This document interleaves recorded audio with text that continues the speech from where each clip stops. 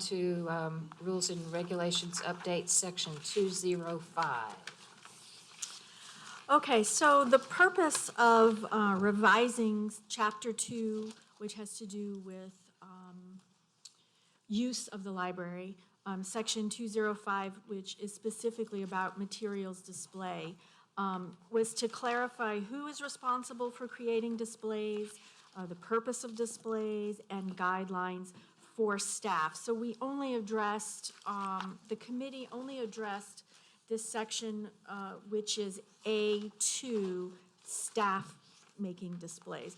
And again, in the packet, you have the original policy, which only has 3 sentences, A, B, C. You see the revision that we did, which is pretty extensive, and then you see that final revision that we came to. And again, the committee met a few times. We looked at other peer systems and compared things in their various policies and took what we thought worked well for us. We jumped to a kind of out of order to do 205A2 because over the past year there has been a lot of questions about how, why, and just the process of our staff displays, and we realized, as you could see, that our policy was really very basic and vague, and we really didn't have sort of codified what we're actually doing, what we actually do. So the first part, A, talks about who creates staff displays. Staff curate library displays to further the mission and goals of library programming and services.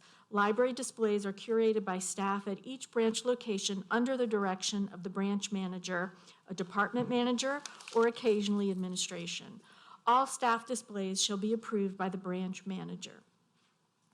Then section B, lowercase b, talks about the purpose. Library displays are intended to call attention to a theme related to STPL services, collections, or programs, highlight current issues, events, or other subjects of public interest, and prominently display materials or highlight library resources and services.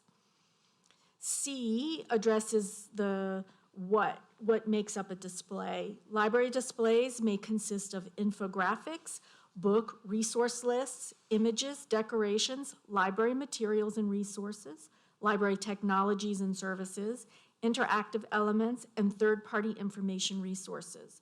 The library curates and maintains displays of information and resources at its branch outlets and online and library discovery and engagement platforms.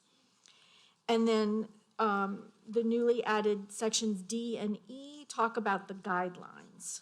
As the library is an apolitical entity, staff will strive to include a wide spectrum of opinions and viewpoints in library-initiated displays and exhibits, as well as offer displays and exhibits that appeal to a range of ages, interest, and information needs.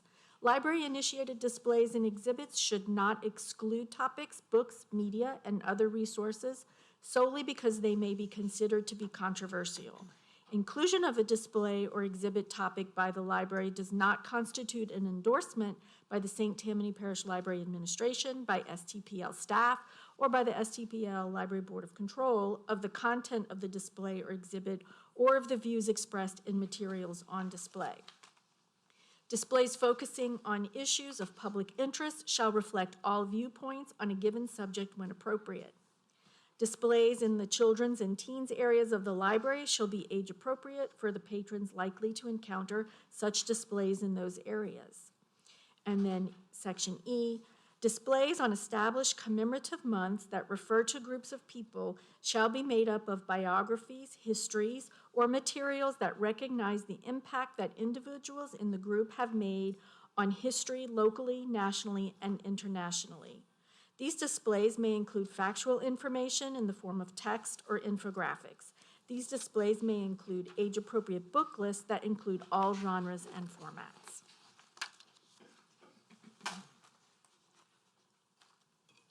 Do we have any public comment?